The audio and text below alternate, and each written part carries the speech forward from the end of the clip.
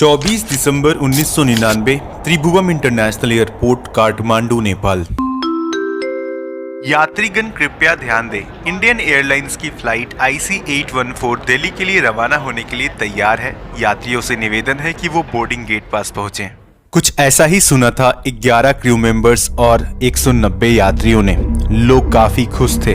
अगले दिन क्रिसमस की छुट्टी थी, कई लोग घर वापस हो रहे थे, लेकिन वे सब इस चीज से बेखबर थे कि उनके साथ क्या होने वाला है। एक ऐसा खौफनाक मंजर जिसकी कल्पना किसी ने नहीं की थी। हरकतुल मुजाहिदीन एक टेररिस्ट ग्रुप के 5 आतंकवादी भी इस फ्लाइट में सवार थे और लोग इस चीज से बेखबर थे। दोस्तों, आइए इस वीडियो में आज हम बात करेंगे भारत के इतिहास में अब तक के सबसे भयानक हाईजैक IC814 के बारे में। हम समझने की कोशिश करेंगे कि किस तरीके से पाकिस्तान से आए 5 आतंकवादियों ने एक ऐसा जख्म दिया जिसकी भरपाई हम आज तक कर रहे हैं। ऐसा क्या डिमांड्स इन आतंकवादियों के द्वारा रखा गया था कि भारत की नेशनल सिक्योरिटी थ्रेट में आ गई थी, और ऐसी क्या मजबूरी रही थी कि भारत सरकार को इन आतंकवादियों के आगे झुकना पड़ा। लेकिन इन सबसे पहले आप सबका स्वागत है श्री राम्स IAS के YouTube चैनल में। अगर अभी तक आप लोगों ने इस चैनल को सब्सक्राइब नहीं किया है तो जरूर से जरूर सब्सक्राइब कर लीजिए इसी तरह के इंगेजिंग एंड इन्फॉर्मेटिव लेक्चर्स पाने के लिए।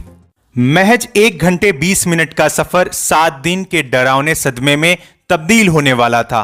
काठमांडू से दिल्ली जा रही फ्लाइट IC814 को आतंकवादियों ने टारगेट बनाया था। हरकतुल मुजाहिदीन के 5 टेररिस्ट इब्राहिम अतहर, मिस्त्री जहूर इब्राहिम, साकिर, काजी सनी अहमद और शाहिद सैयद अख्तर पाकिस्तान से नेपाल के रास्ते भारत की इस फ्लाइट को हाईजैक करने वाले थे। इस फ्लाइट में कुल 190 पैसेंजर और 11 क्रू मेंबर थे, जिसमें फ्लाइट के कैप्टन थे देवी सरन और उनके साथ एक फर्स्ट ऑफिसर को पायलट राजेंद्र कुमार थे। और दोस्तों, ऐसा कहा जाता है इन आतंकवादियों ने टिकट्स 3 अलग अलग एजेंसियों के द्वारा झूठे नामों का इस्तेमाल करके बनवाया था। शाम 4:01 काठमांडू। IC814 काठमांडू एयरपोर्ट से उड़ान भरती है और करीब 50 मिनट बाद जब फ्लाइट इंडियन एयर स्पेस में इंटर कर जाता है, अंदर का सिचुएशन अब तक नॉर्मल था। लोग इवनिंग स्नैक्स के मजे ले रहे थे। काफी खुशनुमा माहौल था कि तभी अचानक से कुछ लोग हथियारों के साथ खड़े होते हैं, हाथों में हैंड ग्रेनेड और पिस्तौल लेकर चिल्लाने लगते हैं, हाईजैक हाईजैक। कि तभी सभी लोग डर जाते हैं, अचानक से अचंभित हो जाते हैं। उनमें से एक कहता है, कोई भी हल्ला करने की कोशिश करेगा तो उसे मार दिया जाएगा और कोई यहां पर किसी भी किस्म की होशियारी नहीं करेगा। तभी उन टेररिस्ट में से एक कॉकपिट की तरफ बढ़ता है। पीछे से को पायलट राजेंद्र कुमार के सर में पिस्तौल रखकर कहता है, जल्दी से जैसा कहता हूं वैसा कर, वरना सारी गोली तेरे सर में उतार दूंगा। पायलट्स भी डर जाते हैं अचानक से कि ये क्या हो गया। और दूसरी तरफ बाकी आतंकवादियों ने यात्रियों को पूरी तरीके से काबू कर लिया था। महिलाओं और बच्चों को अलग कर दिया गया था। हालांकि इस बीच पायलट देवी सरन ने होशियारी दिखाते हुए एक इमरजेंसी बटन क्लिक कर दिया, जिससे 4:55 में दिल्ली के एयर ट्रैफिक कंट्रोलर्स को एक जानकारी मिल जाती है कि जरूर काठमांडू से आ रही फ्लाइट IC814 में कुछ बहुत बड़ी प्रॉब्लम हुई है।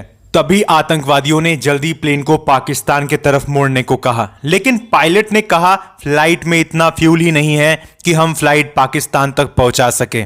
और फिर ठीक जैसे ही यह सूचना एयर ट्रैफिक कंट्रोल से सरकार तक पहुंचाई जाती है दैट IC814 को हाईजैक कर लिया गया है, मानो जैसे हड़कंप सी मच जाती है। फिर हालांकि इस बीच प्राइम मिनिस्टर श्री अटल बिहारी वाजपेयी ने एक इमरजेंसी बैठक भी बुलाई। शाम 6:05 पायलट्स ने एयर ट्रैफिक कंट्रोलर्स को दोबारा संपर्क करने की कोशिश किया। उन्होंने कहा कि सिर्फ हमारे पास 1 घंटे का ही फ्यूल बचा हुआ है और हमें जल्द से जल्द लैंडिंग करनी पड़ेगी। दूसरी तरफ पाकिस्तान के ये आतंकवादी कंटिन्यूअसली पायलट पर प्रेशर बना रहे थे कि कैसे भी करके ये प्लेन पाकिस्तान ही पहुंचना चाहिए, वरना हम एक एक करके सारे यात्रियों को मारना शुरू कर देंगे। तब एक बार को मजबूरी में आके पायलट ने लाहौर के एयर ट्रैफिक कंट्रोल को कनेक्ट करने की कोशिश किया, लेकिन लाहौर के एयर ट्रैफिक कंट्रोलर्स ने साफ मना कर दिया, क्योंकि पाकिस्तान जानबूझकर ऐसा कर रहा था ताकि उस पर उंगली ना उठाया जाए और उसका चेहरा साफ रहे। यहां अब दुविधा इस बात की थी कि फ्लाइट में ज्यादा फ्यूल बचा नहीं था, तो एक बार को मजबूरी में आके आतंकवादी इस बात पर मान गए कि अमृतसर एयरपोर्ट पर अब लैंडिंग करना पड़ेगा। ATC की क्लियरेंस के बाद फ्लाइट अमृतसर एयरपोर्ट पर लैंड करती है। इधर एटीसी ने ये सारी अपडेट क्राइसिस मैनेजमेंट टीम तक पहुंचा दी थी, जिसके हेड थे प्रभात कुमार। प्रभात खुद ही इस पूरे इशू को हैंडल करने की कोशिश करते हैं। वो आतंकियों को मैनिपुलेट करके उन्हें अपनी बातों में उलझाकर ज्यादा से ज्यादा देर तक एयरपोर्ट में फंसा के रखना चाहते थे। हालांकि एनएसजी कंटिन्यूअसली ये डिमांड कर रही थी प्रभात कुमार से कि ये सारा मामला आप हमारे हाथ में जल्द से जल्द सौंप दें, जिसके बाद प्रभात कुमार ये परमिशन देने में काफी डिले करते हैं, जिसका खामियाजा पूरे देश को चुकाना पड़ता है। और एनएसजी जब तक यहाँ रिएक्ट करती 1 घंटे से ज्यादा हो गया था। जहां आतंकी लगातार फ्यूल भरवाने की डिमांड कर रहे थे और फ्यूल नहीं आता देख उन्होंने फ्लाइट में एक जर्मन नागरिक और एक भारतीय नागरिक को घायल कर दिया धार चाकुओं से। और दूसरी तरफ पायलट एटीसी को कहने की कोशिश करते हैं तुमको जो करना है जल्दी करो, क्योंकि ऑयल टैंकर अगर नहीं आया तो यहाँ लोगों को मारा जा रहा है आतंकियों के द्वारा। और घबरा कर यहाँ पर आतंकियों ने पायलट को यह कह दिया कि तुम टेक ऑफ करो बस जल्दी से, आपको ऑयल नहीं भरना होगा, आप यहाँ से निकलो जल्दी। और जिसके बाद पायलट को बिना रिफ्यूलिंग के मजबूरी में आकर यहाँ पर टेक ऑफ दोबारा करना पड़ता है। तो यहाँ जब तक एनएसजी आती तब तक बहुत देर हो चुका था और ये सुनहरा मौका दोस्तों भारत के हाथ से निकल जाता है। और ये गलती थी सिस्टम की, ब्यूरोक्रेटिक फेलियर थी, टाइम पर रिएक्ट नहीं करने की थी। ये सारा चीज हमें बाद में बहुत महंगा पड़ता है। और अब IC-814 भारत के पहुंच से बहुत दूर चला जा चुका था। ये फ्लाइट अब पाकिस्तान के एयर स्पेस में थी और फ्यूल बस नाम बराबर था। दूसरी तरफ पाकिस्तान के लाहौर में ये फ्लाइट को उतारने की कई कोशिश की जा रही थी, लेकिन कंटिन्यूअसली यहाँ पर परमिशन डिनाई कर दिया जा रहा था लाहौर के एटीसी के द्वारा। और नौबत तो यहाँ तक आ पहुंची थी कि पूरे लाहौर के जो रनवे की जो लाइट थी उसको भी यहाँ ऑफ कर दिया गया ताकि ये फ्लाइट लाहौर में लैंड ना करे। जिस पर IC-814 के पायलट ने ये डिसाइड किया कि हमें किसी भी हाल में लैंडिंग करना पड़ेगा वरना ये प्लेन क्रैश हो जाएगा। और फ्लाइट कैप्टन ने ये डिसाइड किया कि हम पास ही एक हाईवे हमें दिख रहा है, हम वहां पर क्रैश लैंडिंग करेंगे। लेकिन जैसे ही ये लैंडिंग करने जाते हैं तभी लाहौर एटीसी से वापस संपर्क यहाँ कनेक्ट हो जाता है, जिसके बाद उन्हें परमिशन मिल जाता है कि आप लाहौर में आकर लैंडिंग कर सकते हो। और अंततः यहाँ पर एक बहुत बड़ा हादसा टलते टलते बचता है और जिसके बाद ये प्लेन लाहौर के एयरपोर्ट में लैंड करती है। और इधर जैसे ही ये खबर भारत के एटीसी तक पहुंचती है तुरंत इंडिया ने पाकिस्तान में मौजूद एम्बेसडर पार्थ सारथी को नेगोशिएट करने को कहा, लेकिन पाकिस्तान उन्हें बिल्कुल भी नेगोशिएट करने नहीं देता है। यहाँ पर नेग्लिजेंसी दिखाया जाता है पाकिस्तान के द्वारा। पाकिस्तान इसे जानबूझकर कर रहा था, वो उन्हें पहुंचने ही नहीं देता है टाइम पर लाहौर एयरपोर्ट। और जब पार्थ सारथी लाहौर एयरपोर्ट पहुंचते तब तक प्लेन में वापस रिफ्यूलिंग करके टेक ऑफ करवा दिया जाता है, जिसके बाद आतंकी पायलट को काबुल एयरपोर्ट की ओर चलने को कहते हैं। और पायलट जैसे ही काबुल एटीसी से कांटेक्ट करने की कोशिश करते हैं तो वहां पता चलता है कि रात में लैंडिंग करने की फैसिलिटी काबुल एयरपोर्ट में नहीं थी, जिसके बाद फ्लाइट को दुबई की ओर मोड़ दिया जाता है। और फिर रात के 1:32 में दुबई के अल मिनहान एयरपोर्ट में ये फ्लाइट लैंड करती है। और यहाँ पर पहला नेगोशिएशन स्टार्ट होता है between Dubai officials and these terrorist, जहाँ पर ये बात रखा जाता है कि आप फ्लाइट में रिफ्यूलिंग करो, जिसके बदली हम यहाँ पर कुछ पैसेंजर्स को छोड़ देंगे।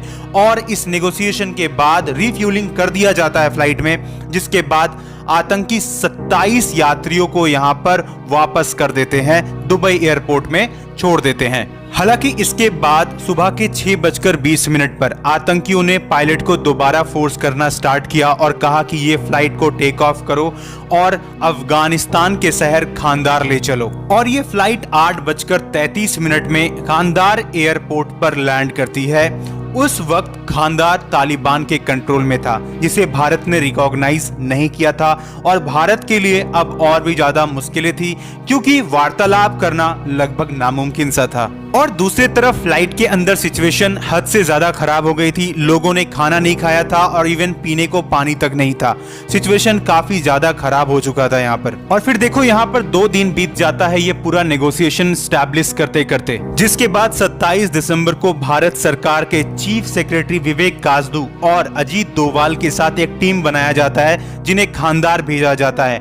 लेकिन तालिबान सरकार यहां पर साफ मना कर देती है इस टीम को कि आप किसी भी प्रकार का स्पेशल ऑपरेशन या स्पेशल फोर्सेस को यहां पर लाकर आप बिल्कुल भी अटैक नहीं कर सकते हो, आप किसी भी तरह का सीक्रेट ऑपरेशन यहां पर नहीं चला सकते हो। और देखो इसके बाद तालिबान ने अपने टैंक्स को लाकर चारों ओर से प्लेन को घेर लिया था ताकि किसी भी किस्म का यहां पर सैन्य कार्रवाई भारत की तरफ से ना हो सके। हालांकि अंततः आतंकी यहां हार मानकर बहुत लार्ज स्केल में डिमांड की बात करने लगे, अपने नेगोशिएशंस पर उतर गए और इवन वो बड़े स्केल पर धमकी भी देने लगे थे कि अगर जल्द से जल्द हमारी बातें और हमारी मांगे नहीं सुनी जाएंगी तो हम इस प्लेन को ब्लास्ट कर देंगे।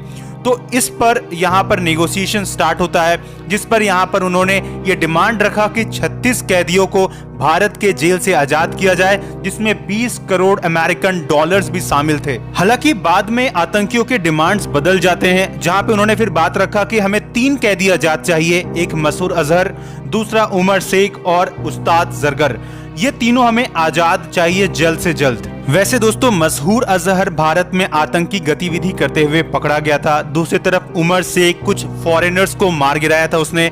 उस्ताद जरगर जो था उसके ऊपर में 30 मर्डर के चार्जेस थे। और इसके बाद भारत से एक स्पेशल फ्लाइट में इन तीनों को यहाँ पर कांधार लाया जाता है, जिसके बाद नेगोशिएट करके हम बाकी यात्रियों को वापस लेते हैं और इन तीनों को सौंप दिया जाता है उन 5 आतंकियों को, जिसके बाद एक फ्री पैसेज दिया जाता है, क्लीन पैसेज दिया जाता है इनको तालिबान के संरक्षण में, और फिर ये दोबारा हमें नहीं दिखते हैं। देखो इन सब के बाद यहाँ अजीत डोभाल जी का कहना था कि इस पूरे साजिश में आईएसआई का एक बहुत बड़ा हाथ था। आईएसआई कंटिन्यूअसली यहाँ पर तालिबान की मदद से कॉन्टैक्ट स्टैब्लिश करके रखा था आतंकियों के साथ में, उन्हें गाइड कर रहा था, जिस वजह से ये सारी सिचुएशंस बहुत ज्यादा खराब हो गई थी। हालांकि ये कहना पड़ेगा कि हमारे पास जो मौका मिला था हम उसे बुना नहीं पाए थे। यहाँ पे डेफिनेटली हमारी भी बहुत बड़ी गलती थी। हमारे यहाँ भी लूप होल्स था काफी सारा, हमारे यहाँ भी सिस्टम फेलियर था, ब्यूरोक्रेटिक प्रॉब्लम्स था, जिसकी वजह से हम इस पूरे सिचुएशन को अच्छे से हैंडल नहीं कर पाए थे। हालांकि इन सब की एक बहुत भारी कीमत हमें चुकानी पड़ी, क्योंकि जब ये मसूद अजहर पाकिस्तान दोबारा जाता है तो वहां जाकर ये एक आतंकी संगठन शुरू करता है जिसका नाम था जैसे मोहम्मद, जिसने भारत के अंदर में अनगिनत अटैक किए। 26/11 जैसा अटैक ले लो, या फिर उरी अटैक ले लो, या दर्दनाक पुलवामा अटैक ले लो, जिसमें हमारे कई जवान शहीद हुए। और कंटिन्यूअसली आज भी ये कई सारे टेररिस्ट एक्टिविटीज इन्फिल्ट्रेशन करवाता रहता है। खास करके जम्मू एंड कश्मीर में काफी सारे अटैक्स हमें देखने को मिलते हैं, और वो सब का कारण यही मसूद अजहर है। और दोस्तों ये हाईजैक भारत के लिए एक बहुत बड़ा सीख बनता है, क्योंकि एक छोटी सी गलती ने हमें एक बहुत बड़ा घाव दिया, जिससे हमें बहुत कुछ सीखने को मिला, और इसके बाद हमने दोबारा ऐसा कभी नहीं किया। और इन सब के बाद हमने इस चीज को इंश्योर किया कि अब भारत में कभी भी हाईजैक नहीं होगा, और ऐसा ही हुआ। अब तक कोई भी हाईजैक हमें दोबारा देखने को नहीं मिला। तो दोस्तों ये कहानी थी कांधार हाईजैक की। आई होप आपको बहुत कुछ सीखने को मिला होगा, आप बहुत कुछ समझे होंगे। इसके साथ इसी तरह के कंटेंट के लिए आप श्री राम साइंस के चैनल के साथ में जरूर जुड़ जाइए। May God bless you all.